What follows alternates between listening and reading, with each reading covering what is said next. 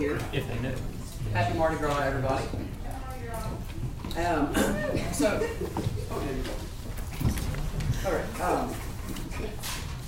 all right. So I want to start with this. There's some words that I've known since I've been a young person, and they go something like this. With the first link, the chain is forged. The first speech censured, the first thought forbidden, the first freedom denied, change us all irrevocably. And there's a wisdom and a warning in those words. It's simply this, that any time that freedoms of any person are trodden upon, that we are all damaged in some way. In this particular case, referring back to the elections, we have here something called SGA Resolution ER2. There's been several things that have gone on over the election season that we're going to discuss here in this resolution. I have three main problems that I want to discuss, which are addressed in this resolution here. The first one being, and the most important, even though it's not listed there as problem one, is that ultimately during the last election cycle, Kent School undergraduate students were not able to log on to ULink online and cast their vote for top 4 members. And so what would happen is they would log into the system and click on ballots or whatnot, and it says, thank you, we've already received your ballot, have a nice day, and not able to do it. And although people were emailed a broadcast email at the very beginning of the election cycle stating that yes, you can, if you cannot vote on ULink, that you can in fact send your vote via email to the VPSA, Vice President of Student Affairs Service account. However, we want to point out a couple things. First of all, not all Kent School students received the broadcast email. This is due to a number of reasons, but we cite simply because that if you all noticed, IT periodically sends out an email that says there are card mail migration problems. Students will experience difficulties receiving emails from or through ULink, etc. If you're going to send emails, do it a specific way. And to that effect, there was one sent on January 28th and also March 2nd, which is right during the middle of online voting. Now we've collected evidence over the past several days to illustrate where people have had essentially voter disenfranchisement as a result of this. But the most important thing is that looking at something like this is not the first time that this has actually happened here at the University of Louisville. Back in 2006, I believe there's a case, maybe 2007, one or the other, that involved a jurisdictional issue where Speed School Student Council members in the image program were not able to actually vote. And there's a precedent set where things of that nature could be dealt with in the Senate or through the DPSA as opposed to going to the courts. So one of the problems we've had here, there's another problem in this, is that the election rules that we find in the Senate do not contain specific dates to hold the runoff elections. Per the SGA Constitution, the SGA Supreme Court is not allowed to arbitrarily add or change election rules without approval of the Senate prior to. In previous years, particularly in the year 2006, the year 2007, also the year 2008, the election rules, when specified, actually listed all dates and times for runoffs, not just that there were results to be announced on the final day. This is a noticeable difference between previous years and the current years. So we have a couple things that we're basically focusing on in this resolution. The first is that we ultimately want to change the rules, the election rules, which the Senate owns, by the way, not the court, to add in specific dates for the runoffs.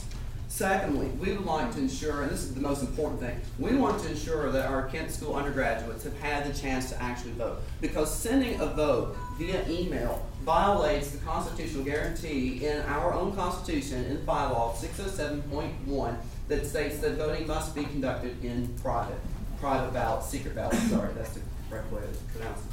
So what I'm going to do is, obviously there are questions on this. This is the first reading. And then, do you have a question? Yeah, Amber has a question. Or? I don't really have a question. I have an extended statement to what you were saying. Mm-hmm.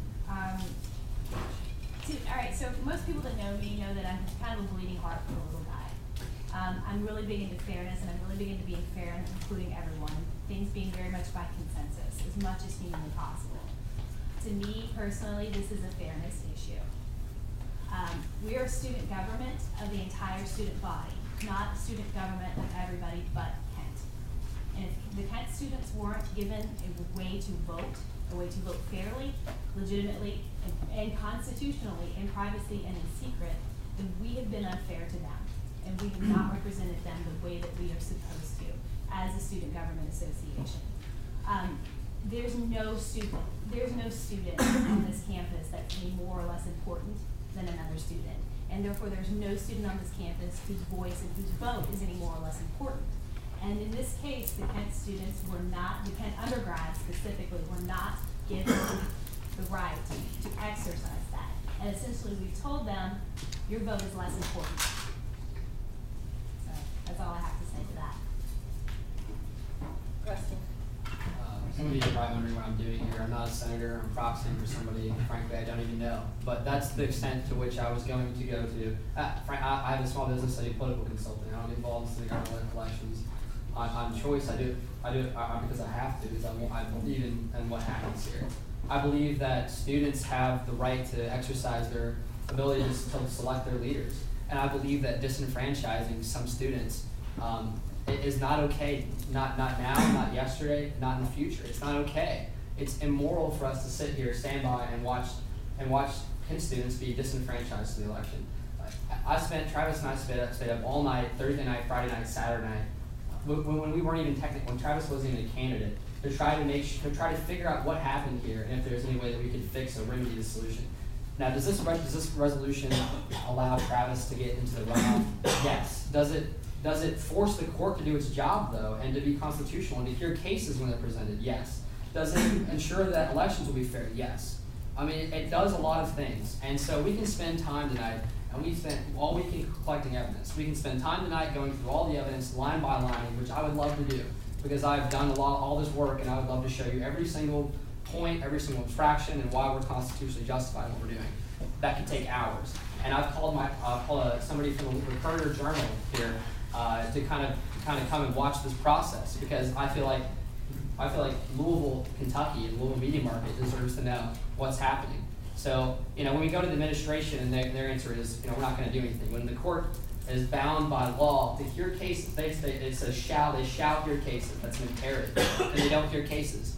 Where are these students going to take their voice? What alternative do they have left? We tried to fight this in court. We tried to fight this in the election. Now we're trying to fight it through the Senate. I don't want to be here. I've got stuff I have to do.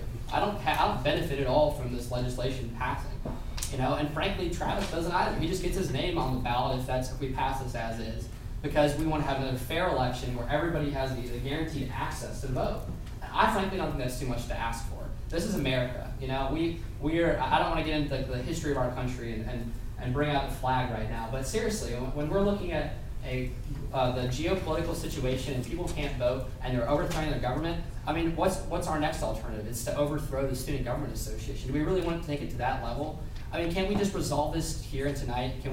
I think we can, cooler heads can prevail. We don't have to get into line by line of all this evidence so we can talk about it. But if you have specific questions, we're ready to answer all of them. I want to make a point. As of right now, this is a first reading, and for that, we field questions only. With that being said, Paul, you're next. Okay, so whether or not you want to vote for this in the end, whether or not you agree with it, I think we can all appreciate the moment that it's definitely a time-sensitive matter. So I'd like to have this debate tonight. If it fails, it fails. If it passes, it passes. But if we postpone until next week, it's irrelevant. So I'd like to move, next 2 weeks, it's irrelevant. So I'd like to go ahead and move that we suspend the rules and consider this tonight and get it over with. Second. Motion's been made to suspend the rules and vote on this tonight, and I was informed that there is a constitutional, you can say whatever you want, you don't have to ask a question because it's about elections, correct? Anything general. Yeah, but as of right now, the motion on the floor is to suspend the rules and to vote on this tonight. It is just seconded. It requires a 2/3 vote to pass, so. Correct. Is there any discussion on moving the vote? Question? Yeah, I just want to point out that there's constitutional precedent for doing this as recently as this year. The election rules were presented by the Supreme Court this year, and second reading was waived, then to introduce the rules. So in keeping with the fact that these rules have been poorly presented and that we need to correct them now, I'd say that the burden of proof should be on the people who want to say that first reading should exist, not necessarily the people who are trying to waive second reading, because this is so time sensitive. So if you're going to disagree or trying to dissent, I think the burden of proof should be on you to clarify why we shouldn't waive second reading. Amber?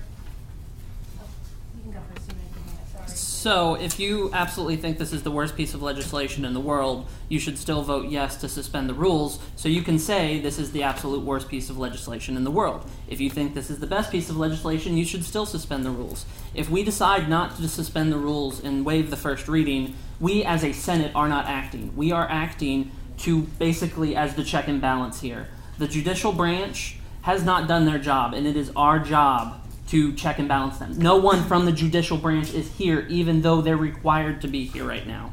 So we really need to waive this first reading. Amber. I would like to urge sentiments, which he pretty much stole half of my words Sorry. out of my mouth. Sorry. It's okay. But honestly, if we want to go ahead and debate this and vote, we should go ahead and move it to a second reading. After next week, it's a moot point. Also, we haven't really done our job and sought, what is the best solution to this issue, and really done our job representing all of the students and not just all of the students plus Kent and whomever else had a similar issue, unless we go ahead and move to a second reading and talk about it. Paul. Move to call previous question.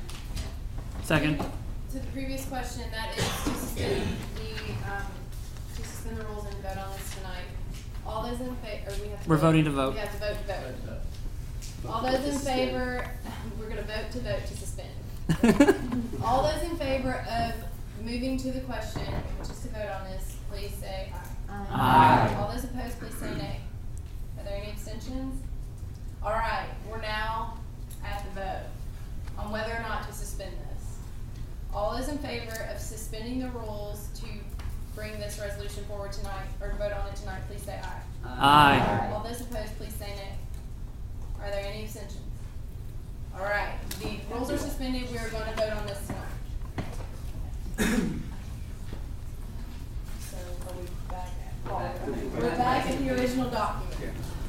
I just want to say that regardless of how you all feel about any campaigns or what's going on here, the bare bones argument is Kent School couldn't vote because some funny UN thing, we all hate technology at the university.